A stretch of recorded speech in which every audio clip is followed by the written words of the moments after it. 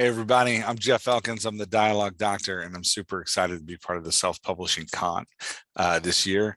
The Alliance of Independent Authors has been an amazing help to me as an author, just with resources and advice and wisdom and mentoring.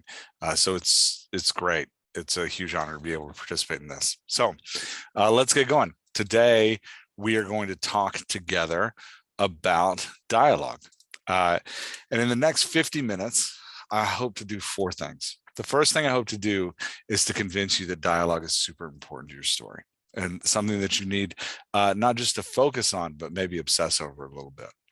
The second thing I want to do, once I've convinced you that dialogue is super important to your story, is rebuild your understanding of character voice, because character voice is central to having great dialogue. The next thing we're going to talk about today is how we can take those amazing character voices we're building and modulate them in order to communicate emotional changes to our reader in our story. So we're going to talk about taking our reader on an emotional journey and using modulations and our character voices to do that. Finally, the last thing we'll talk about is some free tools you can use to start your journey into writing and editing better dialogue and stronger character voices. So first, a little bit about who I am. I started writing 8 years ago or so and publishing like 6 years ago. In that time, I've published 10 novels and put over 100 short stories into the world. I do that at night when my family's asleep. After I'm done with my day job. So during the day, I work for an innovative training company that simulates difficult conversations for professionals to practice. It's great for dialogue because it puts me in connection with all of these different people. I sit down with people from varied walks of life, varied socioeconomic statuses, law enforcement officials, therapists, social workers, addicts, just people from all different spans. And my job is to listen to how they talk and mimic that so they can practice difficult conversations. So in 2020, I was talking to some author friends, and they encouraged me to take what I do during the day and bring that to the author community as to help other authors learn to write better dialogue. So in August of 2020, I started the Dialogue Doctor, and as the Dialogue Doctor, I help authors improve their dialogue through a podcast, a weekly newsletter. We teach some courses, and I do coaching sessions as well. So that's a little bit about who I am. Let's go back to talking about dialogue. So why is dialogue important? And I just want to acknowledge up front that writing is hard and that there's a lot of different things as independently published authors we got to think about, right? We got it all, like we are all, I think, obsessing over plot and making sure our plot lines up with our genre, making sure our plot is something that our readers want to read and focus on. And then there's scene construction, and there's thinking about, do we have a good inciting incident? Is there conflict and consequences and choices our character is making, right? Like, is the plot moving okay? Is everything keeping up to pace? And then there's just the like finding time, disciplining ourselves to doing it, getting our butts in the chairs, all that kind of stuff. All that's swirling around, and we haven't even gotten to publishing yet, right? Like we're still just talking about finishing the first draft of the manuscript.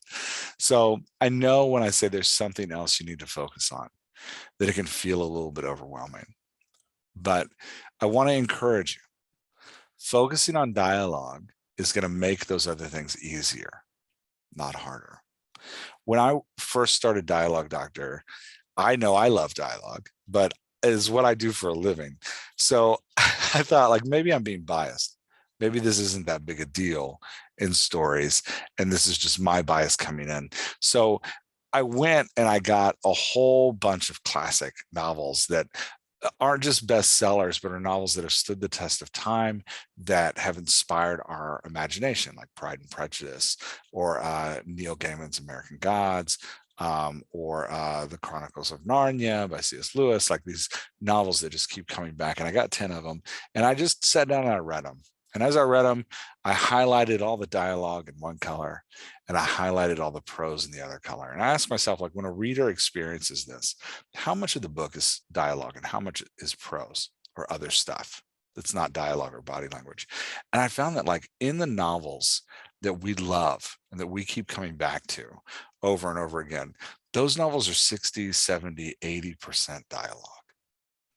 And I'm just going to let that sit there for a minute. The great writers that we love, they focus on dialogue. And the reason they focus on dialogue is because dialogue is going to do some things for you as a writer. It's going to empower you as a writer to get through scenes, to keep your plot moving, to do all those things that overwhelm us that we're talking about. So why is dialogue important? What is dialogue doing for you in your story? First thing it's doing is it's making your work more engaging. When I first started writing, I would hear all the time, like, show me this, don't tell me this. Show me, don't tell me. Show me, don't tell me. Great piece of advice. But I would always feel like, what does that mean? Show me, don't tell me. I don't even know what that is. And what I learned people were saying was, put it in the character's mouth, because dialogue is showing instead of telling, right? What dialogue does is it allows your reader to imagine the scene, putting them in the moment, right? Because we talk to each other all the time. So we can visualize people talking to each other. We can visualize people talking to each other way better than we can visualize the best written description of any scene any time, because you talk all the time. So using dialogue creates this moment where you're showing the reader what's going on, not summarizing for the reader what's going on, not telling the reader what's going on.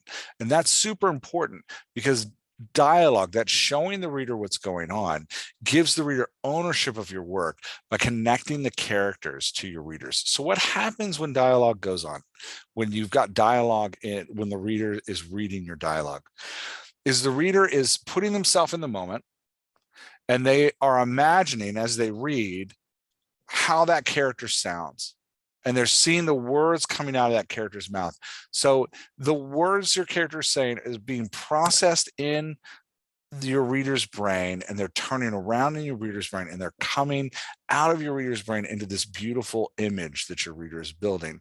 And the image just isn't a still image, right? It's like a moving picture with sound and motion and body language and all those beautiful things that involve conversation with one another. And as the reader enjoys that conversation, they feel very close to what's going on. They take ownership of the character's voice. They visualize the character. They hear the character in their head. They're taking ownership of the character's work. And there's this intimacy that gets built between the reader and the scene. And what I mean by intimacy is it's familiar. It's this place that we all live. So if you think about all of the relationships you've had in life, start back to like when you were a child with just your parents, and then teachers that you had and friends you had in class, and moving all the way to like romantic interests and maybe partners, like romantic partners you have now, people you work with, all of these relationships that we have, they can all, each one, be boiled down to a series of conversations, because we are communicative animals that communicate with our voice. And so when your reader engages your dialogue, the work becomes more engaging. Your reader takes ownership of the voice that's happening, and this intimacy is built between your reader. I like to think of it as zooming in and zooming out. So when a reader is reading dialogue, they get zoomed into the scene really tight. And then when the dialogue, when we go to prose, when we go to these summary places, they zoom back out. Think of it as being in a forest and walking amongst the trees and touching all the trees and feeling the air and listening to the leaves rustle beneath your feet. That's what happens in a scene when dialogue is happening. all of a sudden your reader, because we're communicative animals that are used to talking to other people, because we're bringing those character voices into our mind and bringing them out through our imagination, we're taking ownership of those characters, because all of that's happening, this intimacy is connected and we feel like we're in amongst the trees. And then when we go into prose, or when we go into these summary moments where we're like summarizing the plot, or we're describing the scene, or we're doing this thing where we have this paragraph of text, what we're doing is we're pulling out of the forest and jumping into a helicopter and looking at the forest from above. Now, looking at the forest from above can be a wonderful feeling, can be a fantastic thing to look down on the forest. It could, very majestic, just like prose can be a great thing to connect with and read. But looking down at the forest isn't the same thing as being in and amongst the trees and actually feeling the moment of the forest. So dialogue is going to create that intimacy where we're walking amongst the trees. It's going to zoom us in so we're really tight into the story, and then we can pull out and look at the forest as a whole, but we want to stay in that intimate moment because, and here's the biggest thing dialogue is going to do for your story, staying in that intimate moment and the reader taking ownership of your characters is what keeps the reader reading to the end of your book and then going to find the next book and the next book and the next book, because this isn't just a story the reader loved. This is a story the reader lived because the dialogue and the character voices connected with the reader. That's why dialogue is so important. That's why we find it in all the masters, right? Because the masters are masters of dialogue, and the reason we call them masters is because they've taken control of our imaginations by giving us these character voices that we fall in love with. So now that you're fully convinced that the only thing you should care about in craft is dialogue, that's it. Now that I've won the day with dialogue,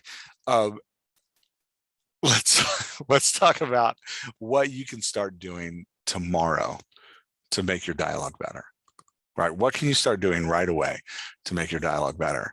And the answer is writing great dialogue starts with building character voices that complement and contrast one another.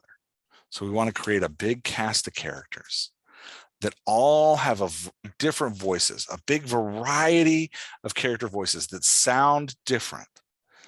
And what that is going to do for us is create this great palette of colors that we can paint with on our canvas, right? If your story is this canvas, we want to get all these different colors that you can use to paint the story you need to paint, those colors being different character voices. So I work with a lot of authors, and whenever we're doing a session together, one of the first things I ask them is describe for me your character voice. Tell me about your character voice. What does your character sound like? And I get a lot of answers to this. Some people will be like, well, you see, my character was orphaned at a young age. And sometimes they'll say like, oh, my character has these special powers, right? My character, but they don't know they have these special powers, but they have them. Or they'll be like, oh, my character is an outcast, right? Like they're an outcast from society, rejected by society. Or they'll be like, oh, my character's an introvert. My character doesn't like people. Or they'd be like, oh, my character's from the South. And so there's a little bit of dialect there. Or they'll be like, oh, my character can't love. They've got this deep emotional wounds they can't love. And I love this. I love that we get so engaged in our characters this way, that we have all this information about them and we're living them. The problem is none of these things are character voice. None of these things are character voice. They're fantastic things to know about your character, but they're not your character's voice. So I want you to think of your character's voice as a daisy. And we call this the dialogue daisy. So in your character's voice is that bloom coming out of the daisy. So let's talk about the different components of this dialogue daisy flower that your reader is going to experience and love to look at and smell. So let's talk about just this character voice and the different components of it and how we build it. The first part of our character voice is the roots, right? The first thing we're going to do is create a strong foundation for the character voice. And the roots are your character's background.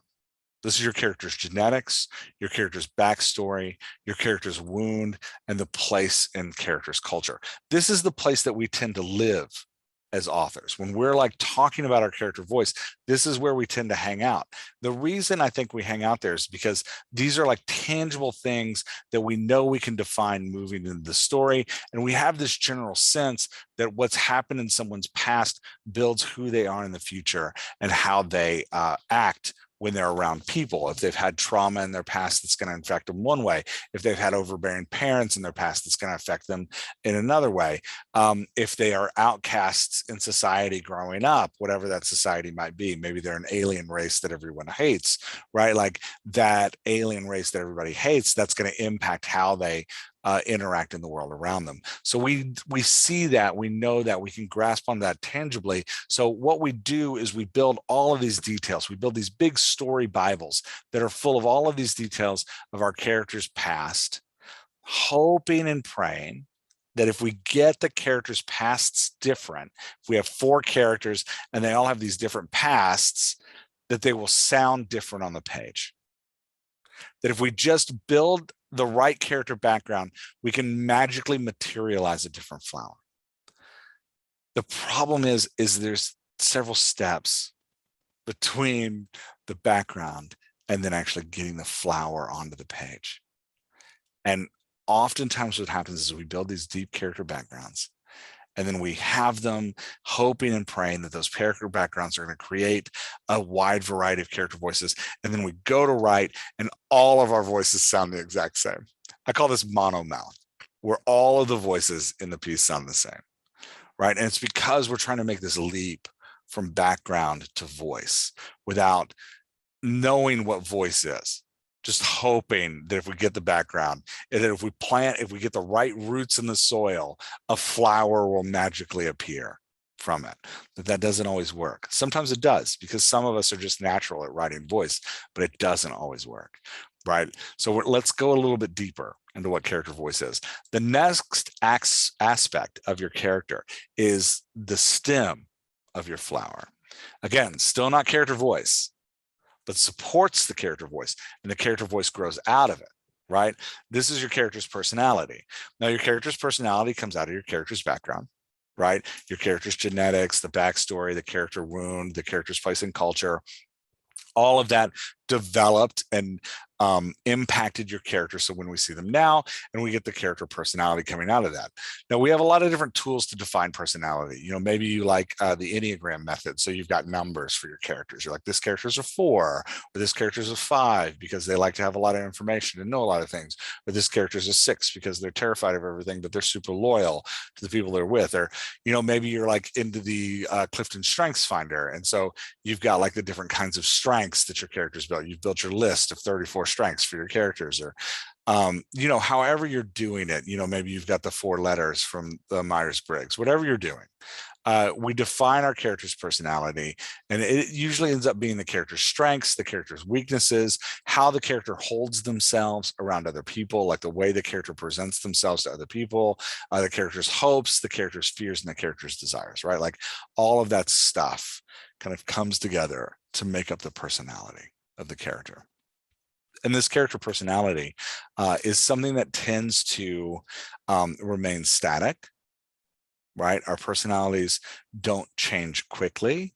They might change over time or due to traumatic events, but it does take something big to change them. So typically we are who we are, and your characters will be who they are until they've gone through the arc of the story and come out on the other end different, right? Like, but it's not a sudden change, it's a slow change. So our personality is pretty stable. Again, the personality is not the character voice.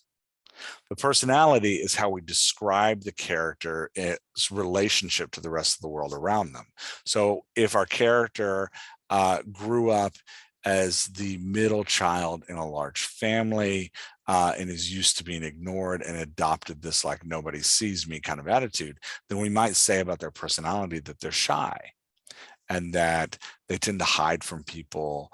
And they tend to stay away from others. Maybe they're introverted, and a lot of people tend to stress them out over time, right? But on the other hand, we could say that our character was the middle kid of a family, and instead of retreating into that position, the character decided that they're going to fight for attention and fight to be seen and fight to be heard. So this character grew into an extrovert who is talks to people all the time and loves interacting with people and is very driven to kind of be the center of conversation, right? Like, so that's a different personality coming from the same character background, but you can see how we're using that character background to build the personality, but still we're not a character voice. The third component of your character's dialogue daisy is the actual character voice. And the character voice is the flower. So think about the last time you went and saw flowers, or like walked in a garden, or just passed some wildflowers on the road, right? When you pass the wildflowers on the road, did you jump down and dig into the dirt and pull up the roots and go, oh my goodness, this flower has the most amazing roots? No, of course you didn't do that. Right. But oftentimes that's what we hope our readers do, is like, oh my gosh, the background story of this character is so great. But that's not what our readers do. Right. I bet when you pass that flower, you also didn't lean down and look at the stem and go, oh my gosh, look at the strength of this stem. This is a unique stem on this flower. No, of course you didn't do that. Right. But oftentimes we hope that our readers are like, man, the personality on that one, the personality is great. Now, when we engage a flower, what we look at is the bud. We look at the color of the bud and we smell the bud. And that's the character voice. It's the thing that is expressed through dialogue that communicates the personality and that gives credence to the character background and acknowledges where the character has been. But it is the actual voice that the reader is interacting with.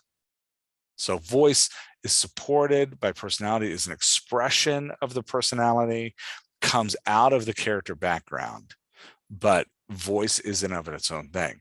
So let's talk for a second about what voice is. And at the Dialog Doctor, we break voice into 4 components: words, body language, cadence, and pacing. So let me say that again. Your character's voice has 4 components: words, body language, cadence, and pacing. Let me take those one at a time. So words. Words is the language your character uses and the topics your character discusses. So if your character has a background of being educated and your character is an extrovert, right? Your character might use big words, big educated words that make your character sound smart. And your character might talk all the time about big, huge topics that to prove the character's education and to prove the character's extrovertness. Big topics, big words. Let's go back to the shy character though. And let's say that the shy character didn't get very far in school, so they didn't have an exposure to a huge vocabulary, right? Like, so that character is going to use simple words, right? Words that mean maybe what they say, and words that aren't real complicated. And maybe simpler sentence structure, right? Sentence structure that communicates like, hey, I didn't get a ton. And the topics may be things that are in the character's world right now, right? To communicate like, hey, this character isn't really talking about philosophy of stuff because they haven't been exposed to a university where they like got a ton of philosophical talk. Instead, this character is thinking about the here and now in their life because that's what that's been the focus of their life. Maybe the focus of their life was just survival. And so that's the topics they discuss. So you can see by varying the language our characters using and by varying the topics our characters discussing, we can start to shape that personality and communicate what that personality is and start to express the character background. Let me give you a different example. Let's say that you say like, okay, for the character personality, I need this character to be an egomaniac. Well, then under the words section of the character voice, we're going to say, well, this character being an egomaniac always turns the conversation back to themselves, always talking about themselves, right? And let's say you have a different character where you're like, no, their personality is self-sacrificing and they're really concerned about other people and they're hugely empathetic, right? Well, the words that character uses are going to be different. The topics are going to focus on other people, right? The topics may have a lot more questions to them than they do statements, right? We could also throw some punctuation in this word places. So let's say that your character is very controlling. That character is going to use a lot of periods and exclamation points. Let's say your character is very curious. That character is going to use a lot of question marks, right? So the words are the actual like language our character uses, the types of language our character uses, and the topics our character brings up. The next piece of our character is body language. The character's voice, words, and then the character's voice contains body language. Body language is how our character holds themselves in the world. So a shy character who wants to hide, being their personality, is going to have body language that tries to make themselves smaller, tries to make themselves less seen. Maybe they fold their arms across their chest to make themselves smaller. Maybe they look down a lot and don't make eye contact in hopes of not being noticed or recognized. Right? Whereas a character that wants to be the center of attention, who is outgoing and extroverted, they're going to use their hands to talk. It's going to be big.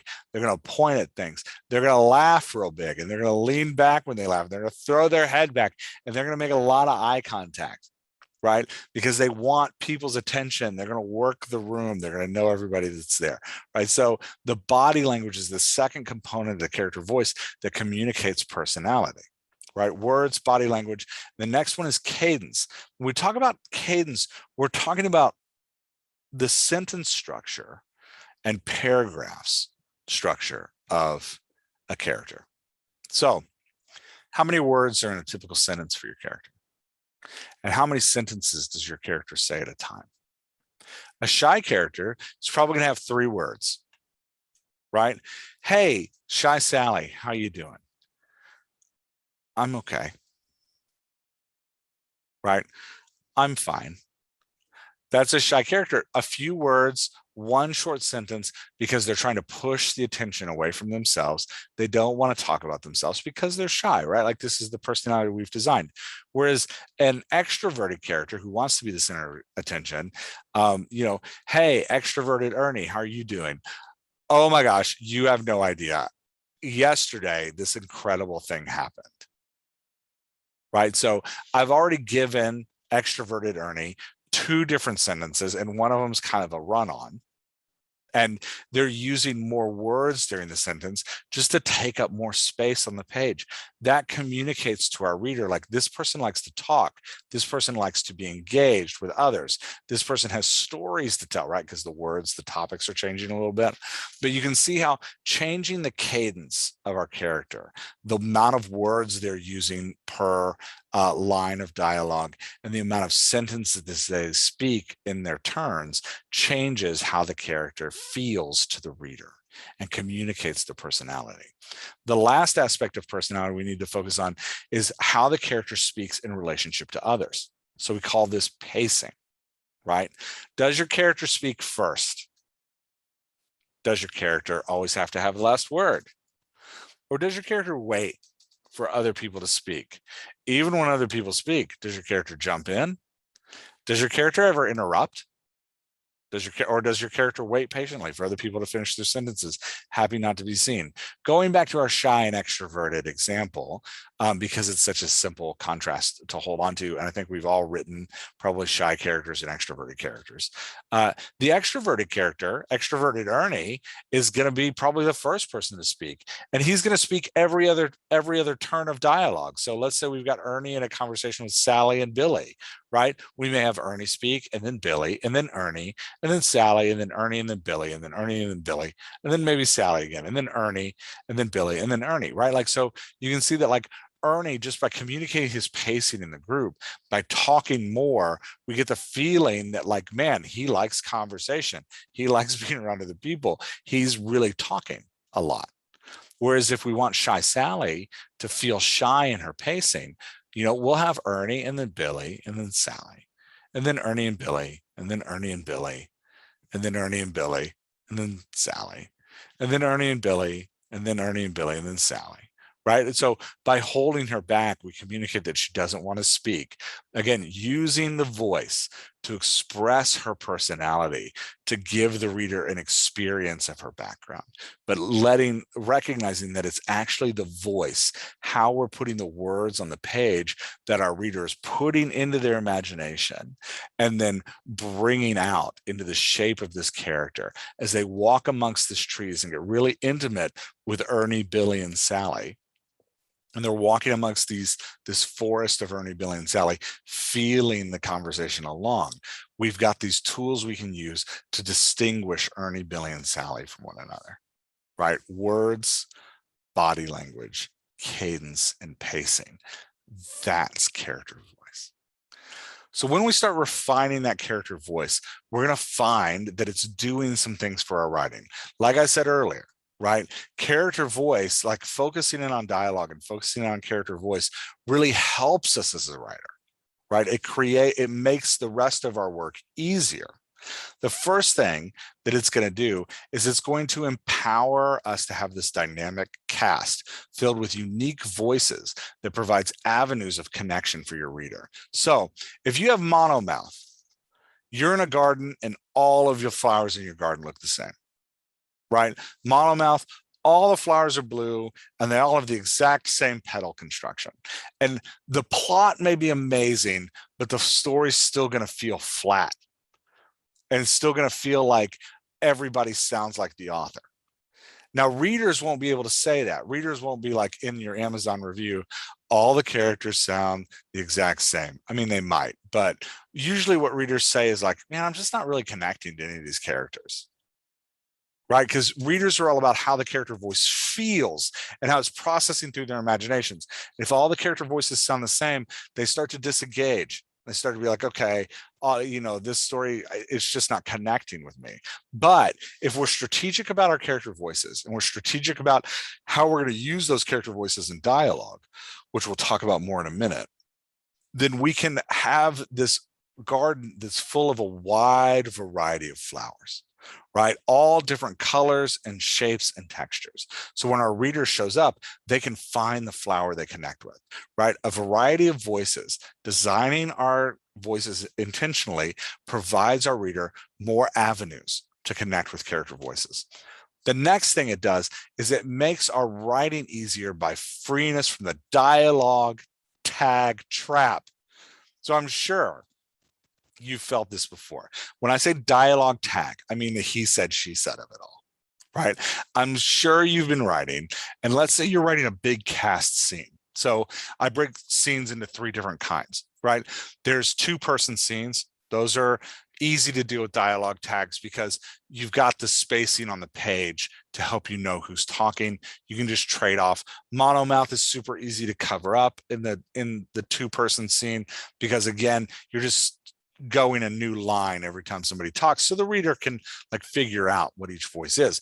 But if you're in a big cast scene where you got 3 to 5 people, or you're in a chorus scene where you've got like 3 individual voices and then an entire group of people speaking, well, now dialogue tags become a real problem. Because let's say that we have 3 people speaking, right? If your character voices all sound the same, you start having to delineate every time somebody speaks. Blah, blah, blah, he said. Blah, blah, blah, she said. He said, blah, blah, blah. Blah, blah, blah, she said. Blah, blah, he said, blah, blah, blah. Blah, blah, blah, blah, blah, she said. And you get this he said, she said, he said, she said. And it's cumbersome to read and it's frustrating to write. And so then we start getting super artful with dialogue tags and we start focusing on the tags themselves as if the tag is the problem. But often the tag is not the problem. The problem is that the character voices don't distinguish themselves enough. If we can design Sally, Ernie, and Billy to sound different from one another, then we don't have to worry about their dialogue tags because the reader is going to know it when Billy speaks. Because Billy's voice sounds so different than Sally's voice. And the reader's going to know it when Ernie speaks because Ernie sounds so different than Billy and Sally. Because we as the writer said, okay, for Billy, I'm going to use these words and this dialogue and this cadence. But for Sally, I'm going to use this pacing and these words and this cadence. And for Ernie, I'm really going to exaggerate his cadence and pacing.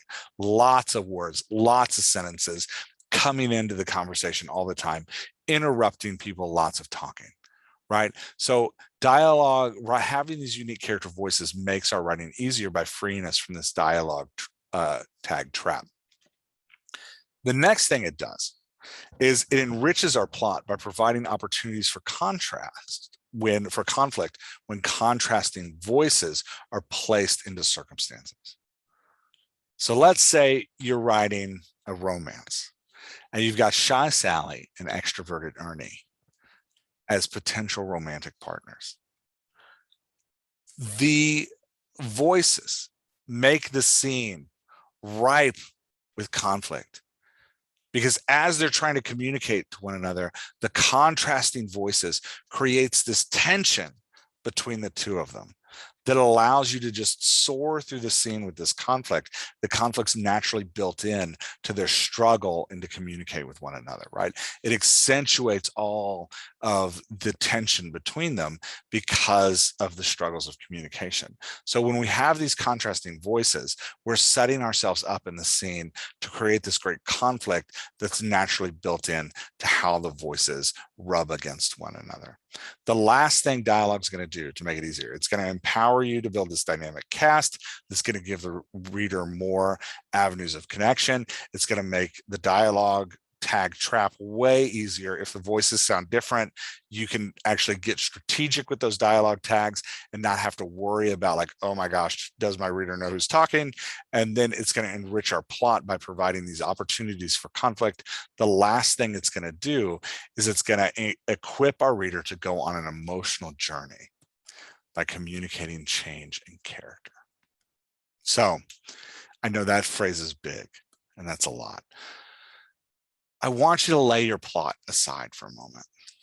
And I want you to think about your story, not in beats or in movements or in whatever system you're using. I want you to think about your story as to how the reader experiences it, which is an emotional journey. Your reader is going to go on a journey with a character. And that journey is going to have its ups and its downs.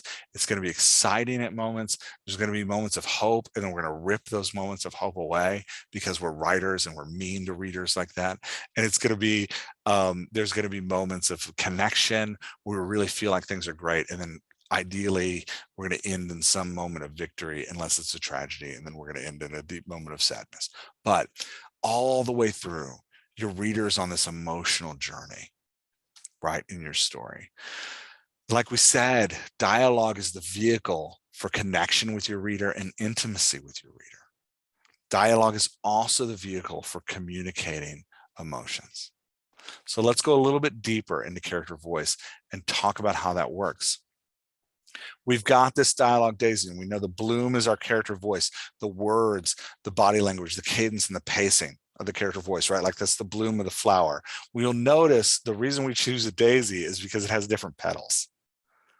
Because the bloom actually is, while the reader sees it as a flower, it actually has these different petals that are different things, right?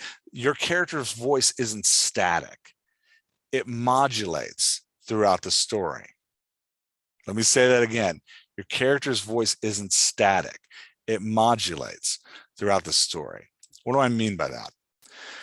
We speak differently in real life depending on who we're speaking to or how we're feeling or the circumstances we're in.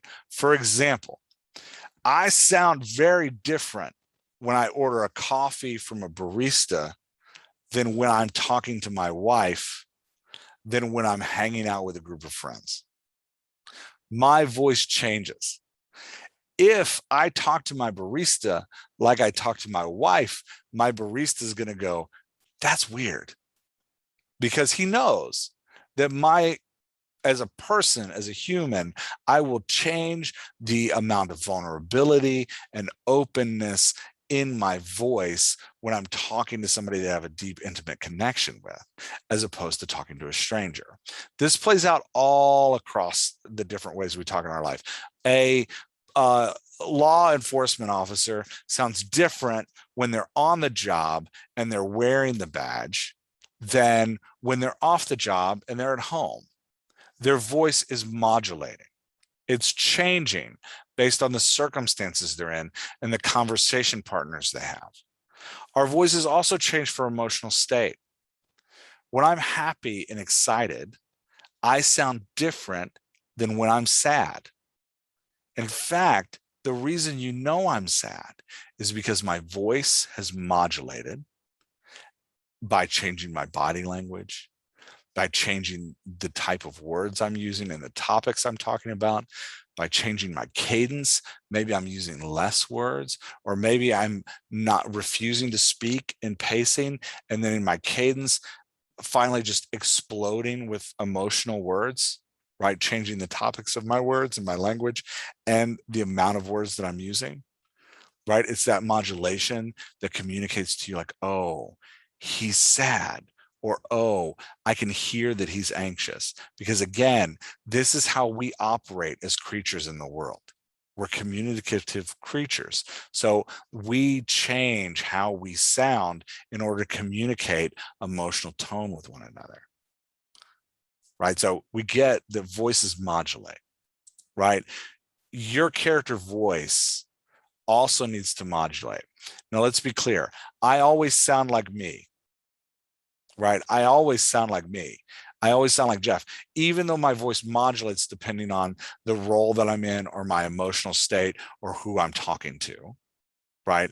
I always sound like Jeff, but my voice modulates a little bit differently, right? So it's the same for us as people.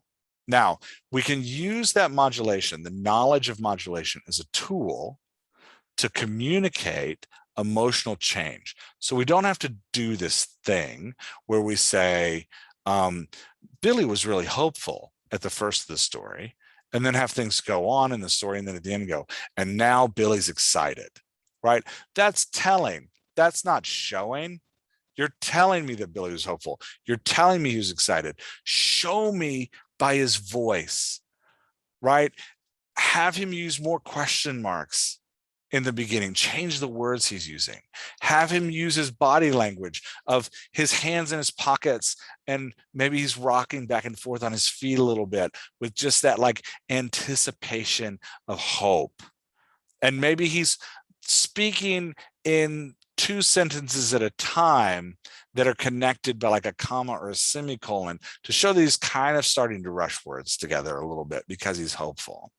By the end of the story, when he's excited, maybe his cadence has changed and now he's speaking in like 4 sentences at a time, and they're all connected by commas because it's all a run-on, because we want to show that he's just bursting with excitement and energy by the change in his voice. And maybe he's taken his hands out of his pockets and he started to talk with them like this, and so that we can see like, oh my goodness, I'm so passionate about what's going on, right? Modulating that voice from hopeful to excited. We can go the other way too, right? Maybe he starts in the same way and it's like hopeful anxiety, hands in the pockets, talking in 2 to 3 sentences, but then things start to slow down. And instead of talking multiple sentences at a time, he's going to shorten his sentences. They're going to start ending with periods. And he's just going to use less of them. Right? Changing the cadence to communicate emotional tone. So, big takeaways from today's talk, right? Dialogue is critical to your story. Character voice is made up of words, body language, cadence, and pacing. You can plan these for your characters to ensure that your characters all sound different from one another. And by doing that, you unlock all these amazing things in your story. Right? You defeat monomouth by creating this wide variety of character voices. You, in the dialogue tag trap, you empower this emotional journey through voice modulation. I know this is a lot to think about at one time. So at the Dialog Doctor, we've created all these free tools. You can go to dialogdoctor.com, click on the resources button. They're all there just for you to download. They're Google Sheets. Anybody can use them. They're totally free. You just go get one, you drop down the file menu, you make a copy, and then you have your own copy of it.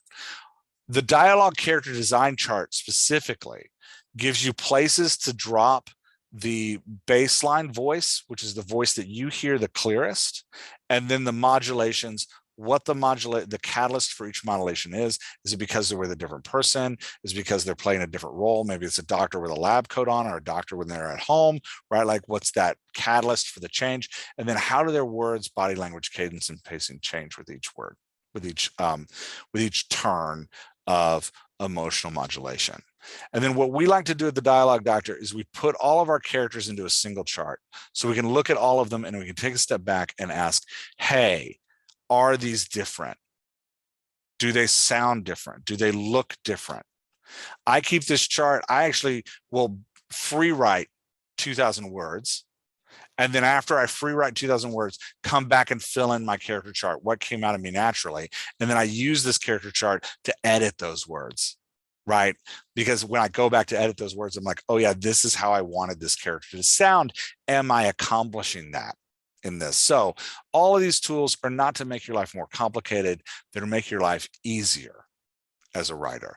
They're to empower whatever process you're currently using.